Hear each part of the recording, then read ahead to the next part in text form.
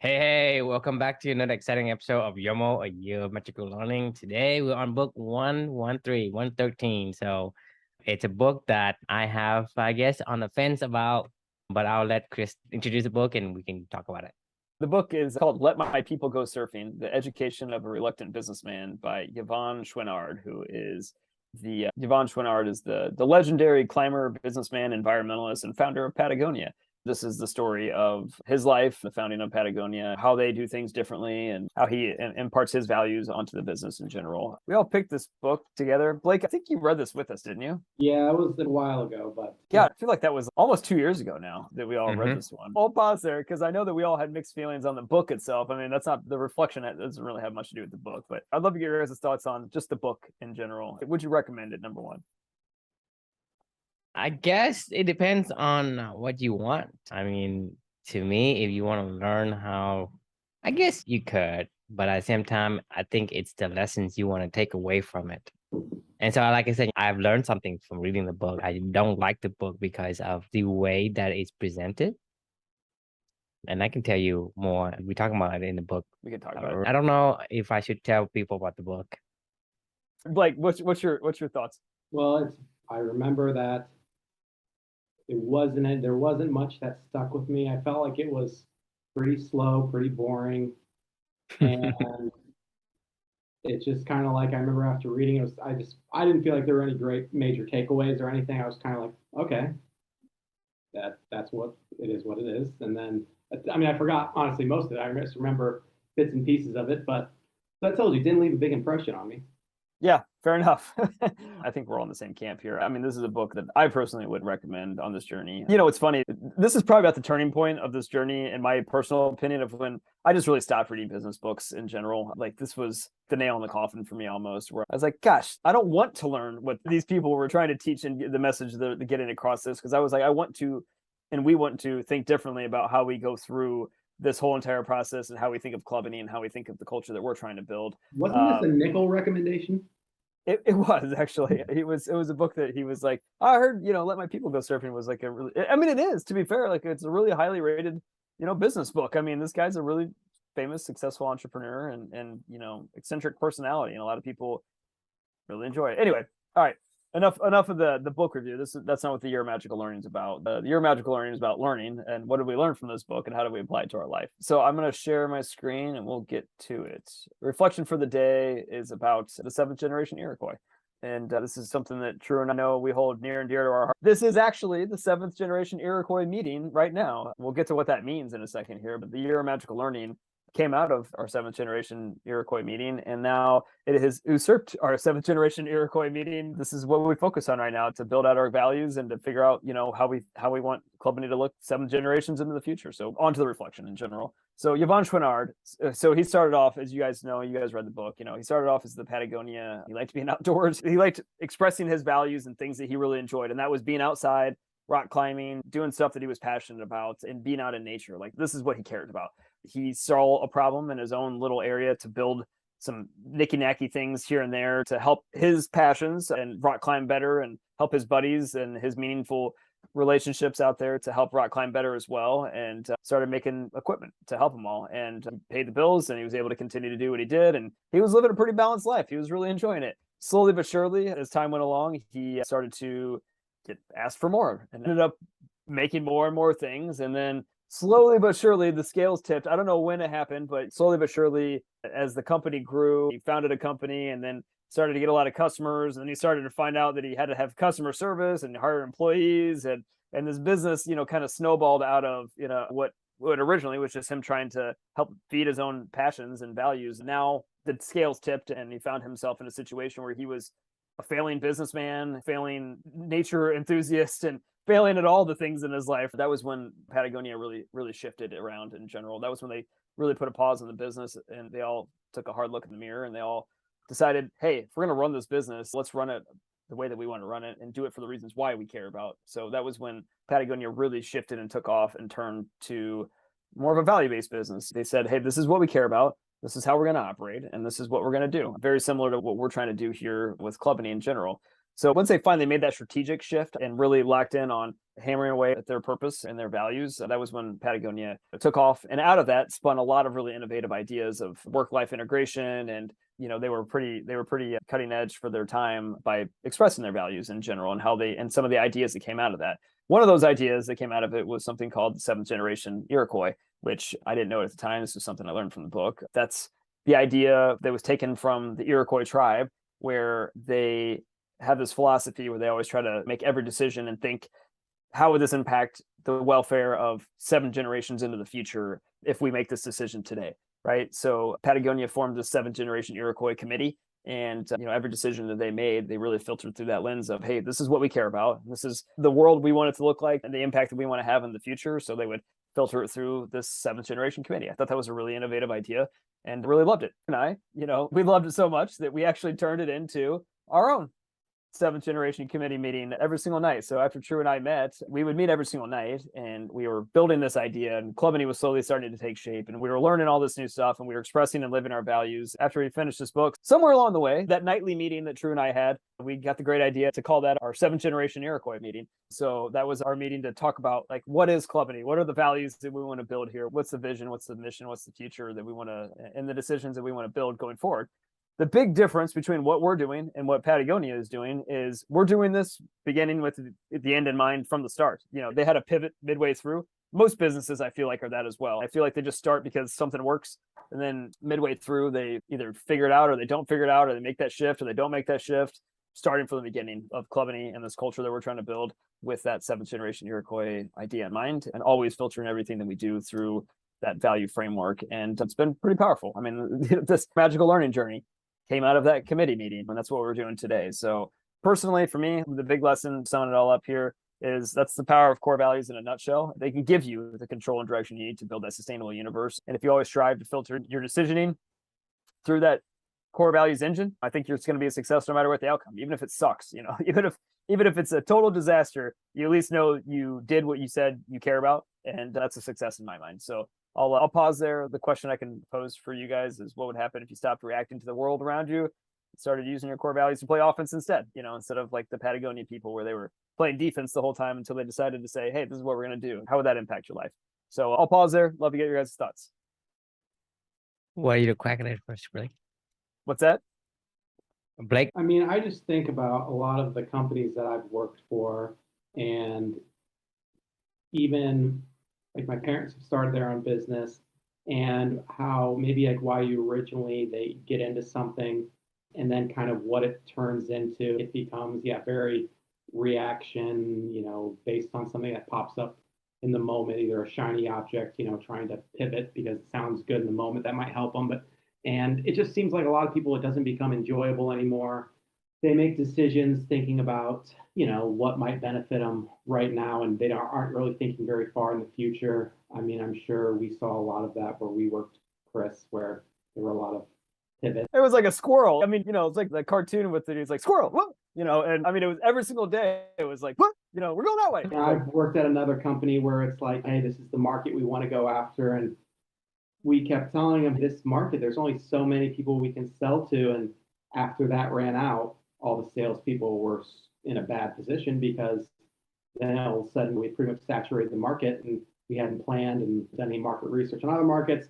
It's interesting too. It seems like, from what I've heard from people who live in other countries, that Americans are very instant gratification focused. And it seems like mindsets of people in other countries are more thinking down the road and like long-term effects. And I think that's something that I know, at least I can't speak for all people, but I know at least me, I have to be very conscious and aware of thinking about my actions and decisions and how it can affect other people, and how it can, what effects and what could be the results, not just right instantly, but down the road that could happen from my decisions that I make or actions that I take.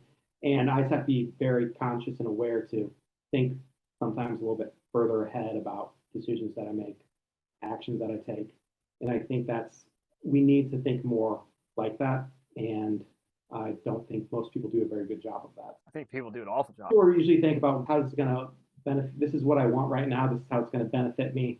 And they don't see the ramifications or, potential downfalls that could happen from it, or other people it could affect negatively.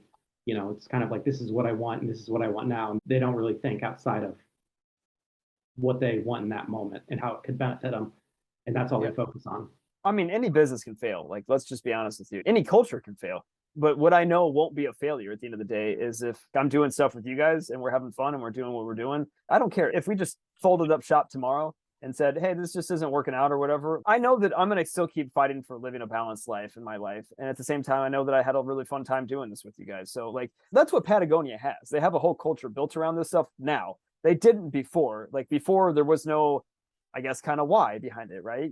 They just were reactionary. They were doing what they needed to do just to make ends meet, and they were doing none of it good. Like here's my kind of just general thought. Like, look, any business like is gonna have, we don't know what the ramifications are of what we're doing today or not. Like, and I don't really care. All I know is if I'm doing it with people that I like and I'm doing stuff that I like, then I'm cool with it. That's my thought on a lot of this stuff where the Seventh Generation Iroquois comes into play. If the actions that we decide to do today are guided by our values that ultimately lead to meaningful work and meaningful relationships, I don't care what the hell we do. And I'm sure in 7 generations we'll be proud of what we did, but I know that we won't if we say like, hey, we got to go make some money. Like we got to turn this into a business venture that makes money, or we got to hit this quarterly profit so we can hire more people. If we start to make decisions based off of growth or business metrics, our decisions are all about the culture, right? This is all about how do we want to live and who do we want to bring into this world? And that's that. And it shouldn't change. It seems like most people I know businesses that fail, or people that, end up saying, okay, I'm done with this now. But by the end, like you said, hey, no matter what, you'd be like, hey, I enjoyed it. It was worth it. A lot of people, it seems by the end, it's stressful. They hate it. Yeah. And, it's no longer enjoyable, which I think that's very common to have something, that maybe started with good intention and joy in the beginning turns into that. I agree. So for me, it's like it's different between playing offense and defense. Everybody's playing defense. And if you don't have an offensive playbook, meaning you're not looking down the line, you're not doing, it reminds me of that book, 7 Habits of Highly Effective People, where he's talking about the quadrants, the important, but not urgent. And if you think and you play the playbook in the sense of looking for the long-term goal versus today, because whatever we do today, people don't think about it because they're not playing offense, they're playing defense. They're reacting to the stimuli around them. And so when you do that, you're not gonna last long because eventually you're gonna get bored or you can get stressed out. And most of the time it's not gonna go your way because you are reacting to the things and things are moving before you have a chance to do anything with it. But you play an offense, the outcome that you plan more likely than not, it will come to have a percentage much higher to come to a fruition than playing defense. I mean, defense is almost like 0.00000%, right? If you're playing offense, you may have like maybe 5%. It's still low, but much higher than 0.0001, right? And so for me, if you're talking about the book, the quadrant, you're talking about your long-term goal, which is 10 years, 20 years. But if you're taking the Iroquois, the 7th generation Iroquois, you're taking that 7th time. That's really long. And when you do that, there's 2 things you get. First thing is, you are going to have a heck of a good time doing whatever effort that you're doing because that aligns with your value and that's what you wanted to do. It's not because you had to, it's because you wanted to. Right. Regardless of whether like you could have saying, if today or tomorrow we say, hey, we call it quits. We still had fun. We still had the good time and we still have good memories. And I have no regret in terms of the effort and the time I put into it. And so to me, that is a worthwhile endeavor as a long term. And the 7th generation Iroquois is going to for long. It's long enough generations that even 7th generation down, whatever you did, you still be proud of whatever outcome.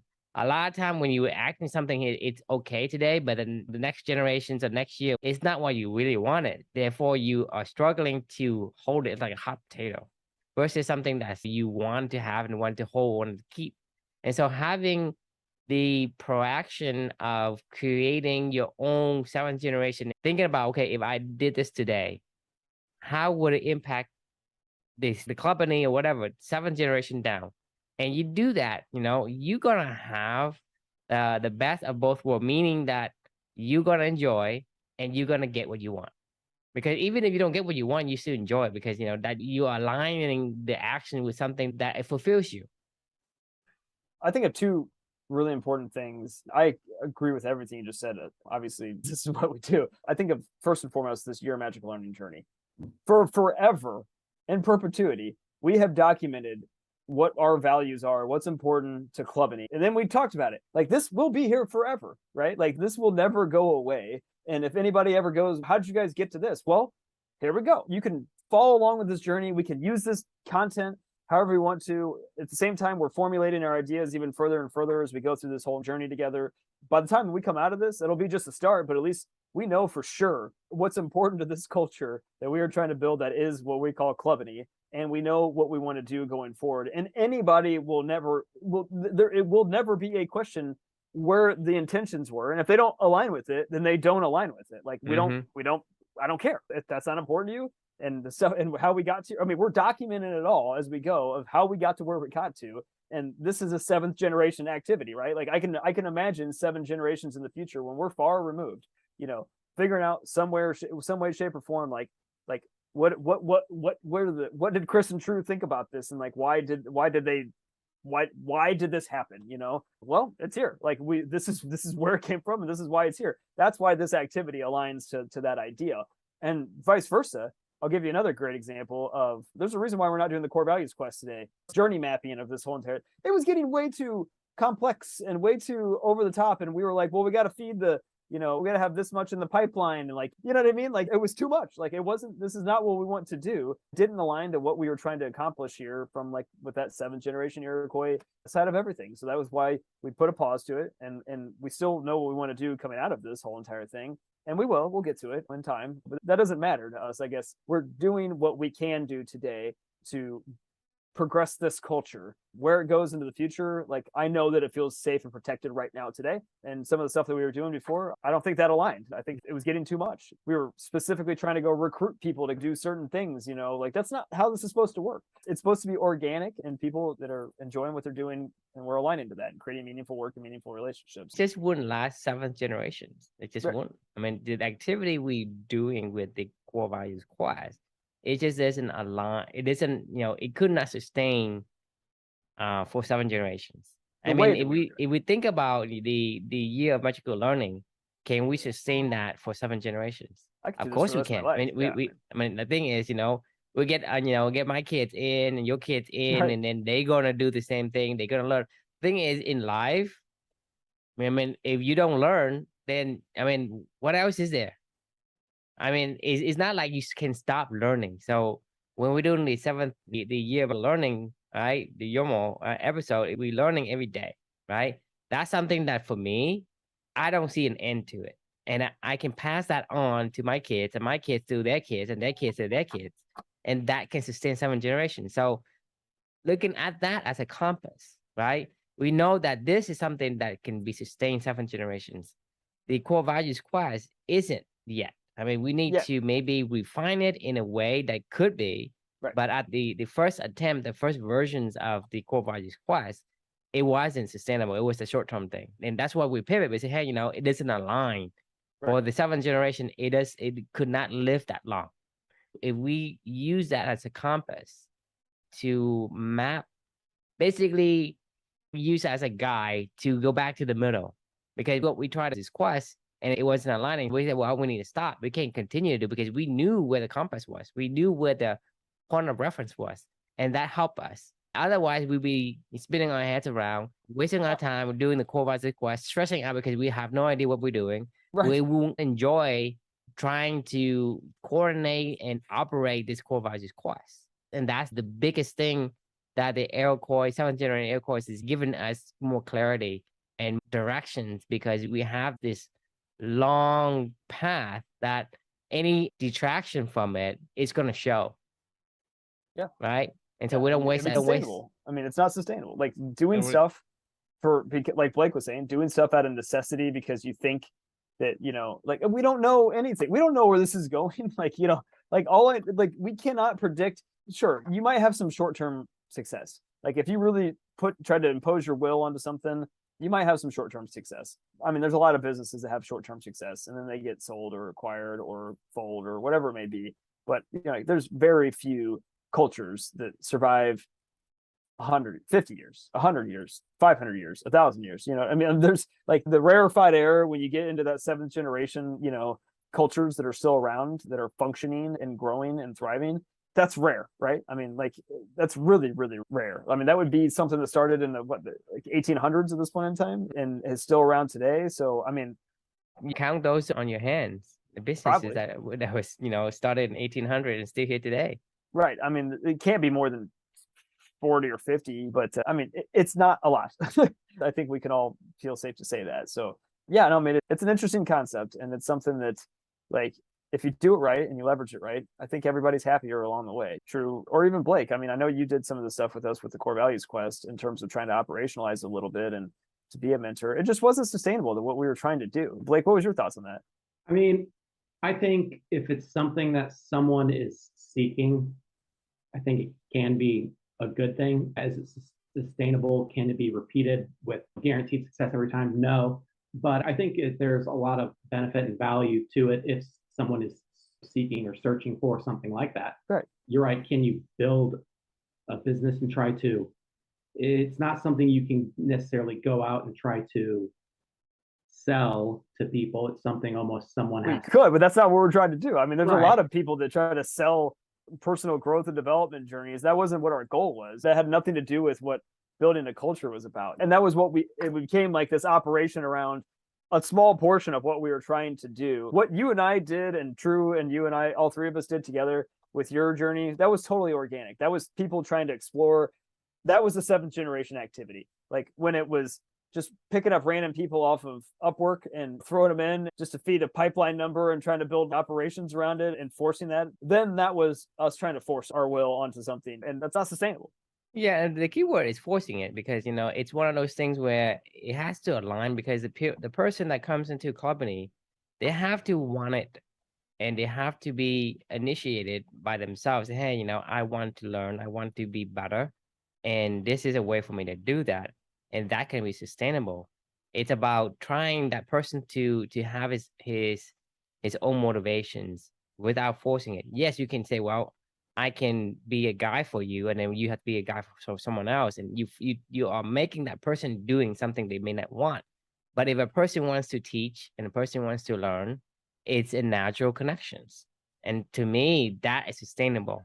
So we have to, like I say, the core values quest is not a total failure. It's just that we have to tweak it to the point where it has to be self-driven. It cannot be forcing somebody to say, hey, you going through this quest, right? And then you're gonna have to guide somebody to do the quest, and they have to guide somebody to quest. Yes, it could be done, but you have to give them an external incentive, an external push or stimuli to make them do that. Right. What we want is we want to have somebody say, I want it so much that I'm willing to pay you to learn from you. Right. And so that's the thing is they have that incentive to learn. And then the guy inside they have the joy of being able to guide somebody. I mean, that me and Kirsten, we love to guide people as long as they want to do it genuinely, not because they say, oh, I have to go do this value quest because I want something else. And so to me, that isn't sustainable because it's like a meme, right? A meme is like a joke. If I tell you a joke and you think it's funny, you can tell someone else, and they can tell someone else, and they can tell someone else. So you want a joke that can be replicated like a meme. I mean, spread like that, an idea. And so building something with the seventh generation in mind will have those kind of characteristics. And like that would kind of carry on without having to have a lot of force and energy put into it. It's like Fight Club, when they would show up on the door, and they would stand outside the door for, what was, I don't know, 4 days, and somebody would just come and say whatever that whole process was, and like, they're like, I want to be here. I mean, I want this culture. I want to be a part of that. Like, right? So, like, we're laying the track, if you will, for that right now. We don't talk about company. Right. Yeah. Yeah. I mean, there's 200 and I think 47 of these so far, and I'm at like 250 or something like that. I just loaded these up a couple days ago. We're marching toward 365, and at the end of the day, though, that's not stopping there either. I could foresee people doing their own journeys, and we talked about Would making the you book. guess a Oh guess yeah, reflection, right? yeah, snow road guess Exactly. So reflection. this is where the distributions of the idea is going Right. to take off, because you're gonna have a guest post, and then other people will say, hey, I like his post, I have my own thoughts, I'm gonna do a post as well, and then they just continue and continue and keep getting bigger like a snowball. What's funny is I've been whenever I post these new ones on here, I have to go back and read my own stuff and do a little bit of editing or whatever. And I don't even remember anymore half the stuff that I wrote, but I'm almost like, man, that's a really good reminder. Like I need to go read my own stuff again. And that's why I love doing this. It's a good reminder about the Seventh Generation Iroquois. It's not a word that Drew and I have said in a long time. That was what this meeting was and became, but we don't even talk about it anymore because we just know like this is the Seventh Generation Iroquois meeting, but we don't say these things and we don't talk about what that means and we don't talk about some of this other stuff. This is why this is so important for us to go through these things. And I'm probably going to go back through my own year magical learning journey for the rest of my life in some capacity, because like this is my memory palace. These are important learned lessons that have been hard fought and struggled through and discussed, and what we're building going forward. And we have to lead by example. I mean, we are the culture, right? Like this is what we do. Like this is what we're trying to do, and this is how we want to live our life, to find meaningful work and develop meaningful relationships and live a balanced existence. It feels good. And as a human being, those are the two things that we need, because we are social creatures and we need to have some kind of meaningful work. And that's something that is universal in everybody that I've come across. I mean, 99 of all human beings would need meaningful work and meaningful relationship. You guys have any final thoughts here before we wrap for the day? Yeah, you have to play offense. Don't play defense if you don't have to. Love it. Blake? Yeah, applies not only in business. Life, whatever is involved life, play offense.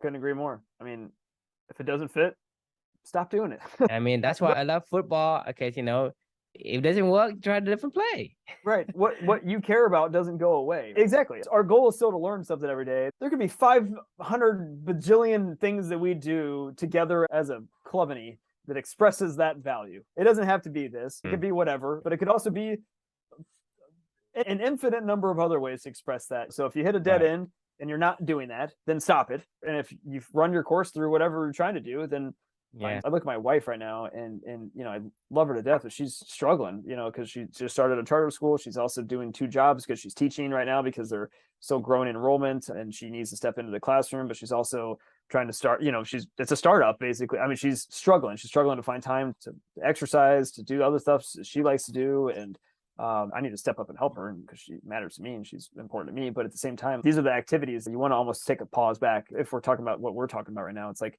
okay, what can I do in that environment? If I was her, what can I do in that environment that I really care about? And that's all I'm going to focus on, because I can't do all this other stuff because I can't just force it. The more that I force it, the more that I get depressed. Out of control. Right. And then each decision that you make, it's not just like, okay, this is what I need to do in this moment to make this work. Also, it's like, well, how is this affecting my relationship with my husband? Or how is this real? It's like you have to think ahead. Maybe when you're just focused on making something work in the moment, to also take a step back and say, what kind of effects could this be affecting down the road that I don't see while I'm just trying to accomplish my goal right this second? That's a great point. I mean, that's the compound effect both ways, right? Like, the more that you force things, the more that the compound effect goes the opposite direction in a negative manner. And the more that you align things, the more the compound effect goes in the direction that we want it to go. It's going in the right direction toward the 7th generation, mindset, I guess, if you will. So yeah, that's a great point. It goes both ways. Yeah. Awesome. All right. Well, thanks for the conversation, fellas. The question we can leave for everybody following along is, what would happen if you stopped reacting to the world and started using your core values to play offense instead? Thanks for joining us, and we will see you all tomorrow. Sounds good. See ya.